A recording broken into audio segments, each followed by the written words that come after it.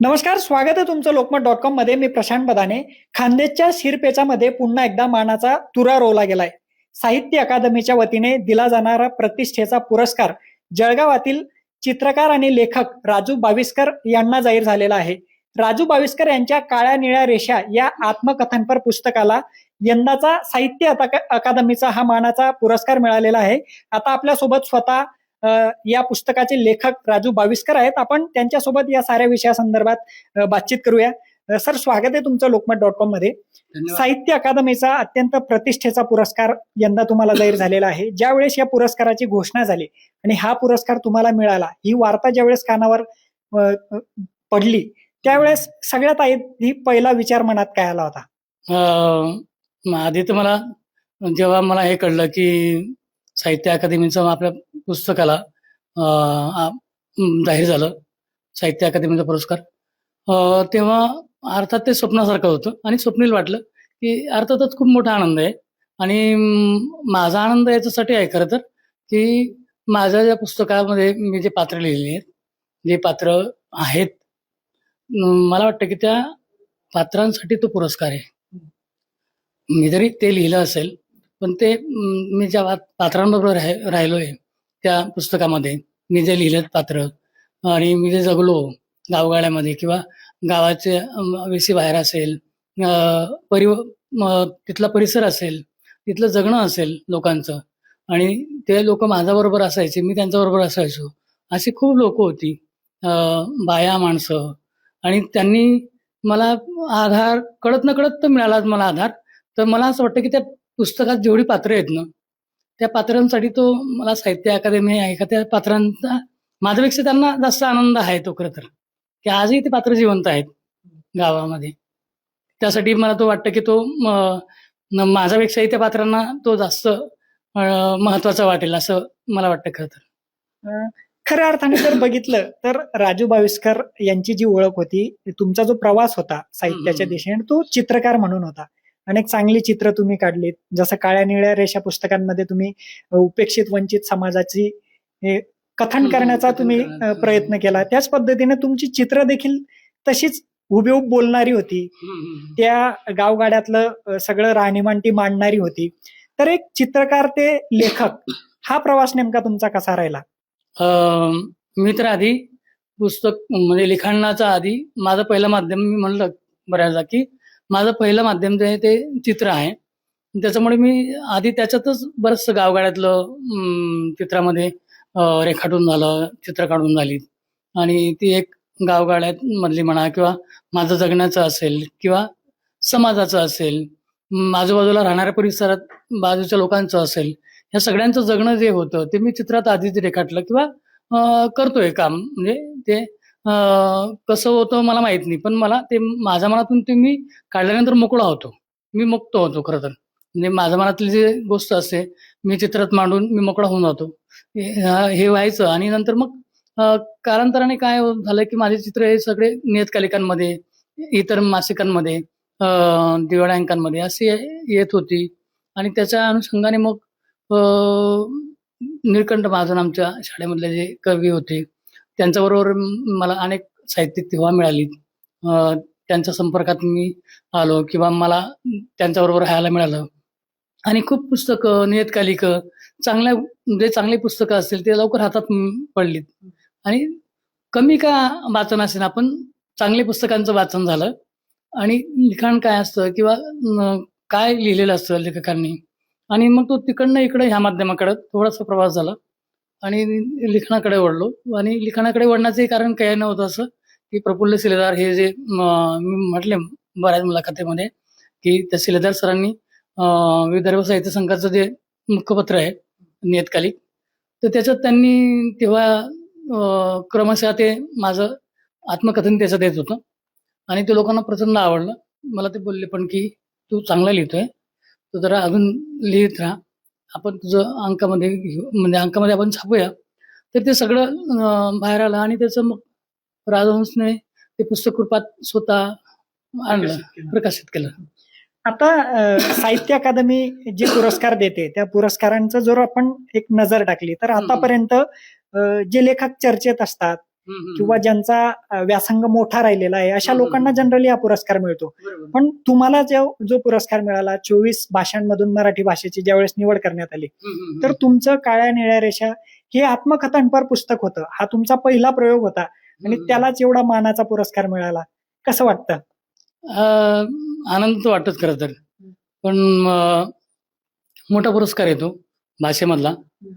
पण आधी लोक भरपूर लिहिणारी आहेत, खूप चांगली लिहिणारी मोठी माणसं आहेत. आणि त्यांचं तर काही, माझं 2 भाग मध्ये मी विभागला गेलेलो आहे, एक तर चित्रकार आणि पुन्हा लेखक.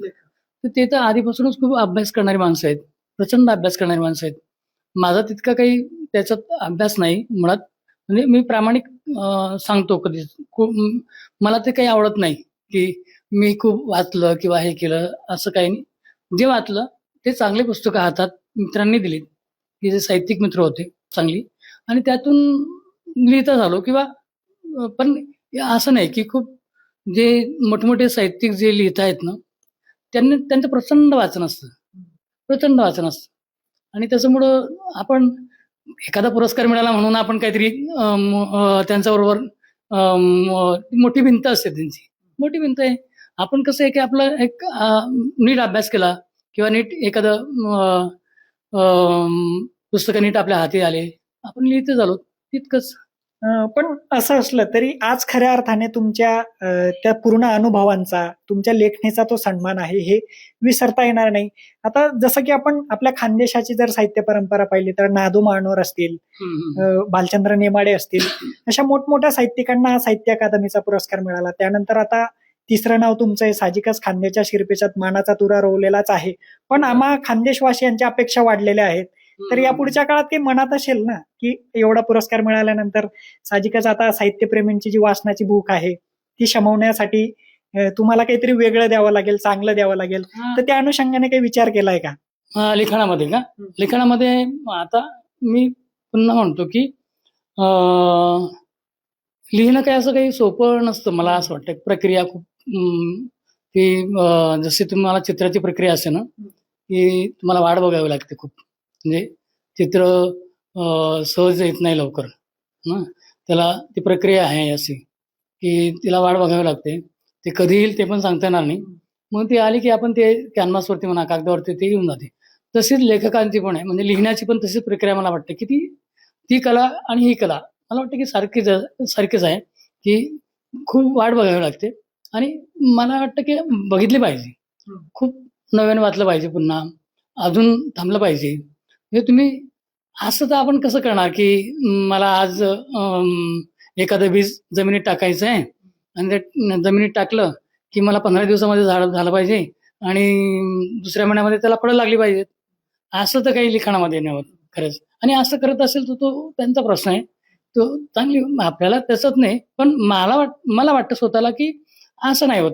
तुम्हाला खूप तो तो आतमध्ये तो एक तुम्हाला ते रुजू द्यावं लागतं की अरे हे काहीतरी तुम्हाला जाणीव होते अशी ती चित्र काढण्याची. ती सृजनता आहे, ती सृजनशीलता आहे. कविता म्हणा किंवा चित्र म्हणा किंवा एखादी गोष्ट लिहिण्यासारखं वाटणं, तुमच्या आतून ती बाहेर निघणं, म्हणजे ती कधीतरी तुमच्या आतमध्ये ती पडलेली वस्तू असते आणि ती पडून अनेक दिवस जातात, अनेक वर्ष निघून जातात आणि नंतर मग तुम्ही त्याला बाहेर आणतात. आणि ती मी एखाद्या वेळेस सांगता येत नाही की 10 वर्षातील, 5 वर्षातील, असं नाही होत. मी पुन्हा म्हणतो की कोणतीही कला अशी नाही, म्हणजे निसर्गात नाही ना, निसर्गाचं तुम्ही प्रक्रिया समजून घेतल्या की मानवाचं तसंच आहे निर्मितीच्या. असं कसं होऊ शकतं की आजच टाकलं बीज आणि 1 महिन्यानेच फळ पाहिजे असं? तसं नाही. त्याला पण किती कालावधी लागतो ना, मोठा कालावधी लागतो. ते वर्ष लागून जातात त्याला अनेक. ज्यावेळेस या पुरस्काराची घोषणा करण्यात आली, घरच्यांना ज्यावेळेस तुम्ही हा सगळा विषय सांगितला, घरच्यांची काय प्रतिक्रिया होती? कसं वातावरण होतं? मग साहजिक आहे की ते साहजिक त्यांना आनंद होताच खरं, की आणि आमच्या मिसेसला, म्हणजे माझी पत्नी जी आहे तिलाही प्रचंड आनंद झाला. ते मी मगाशी म्हटलं की तिला ती खूप भावूक झाली होती. तिच्या डोळ्यात पाणी पण होतं. आणि खरं श्रेय तर त्या लोकांचंच आहे की त्यांनी सांभाळलं हे सगळं, आधार दिला. आणि तुम्हाला प्रत्येक कुटुंबामध्ये स्त्रीचा आधार खूप महत्त्वाचा असतो. तो पाठीशी राहिला खरं तर. आणि त्याच्यामुळं हे सगळा हा प्रवास घडतोय आणि घडत राहील पुन्हा. जसं तुम्ही आता सांगितलं की तुमच्या पत्नीला ज्यावेळेस ही बातमी कळाली त्या भावूक झाल्या, तुमचा जुना प्रवास त्यांनी आठवला.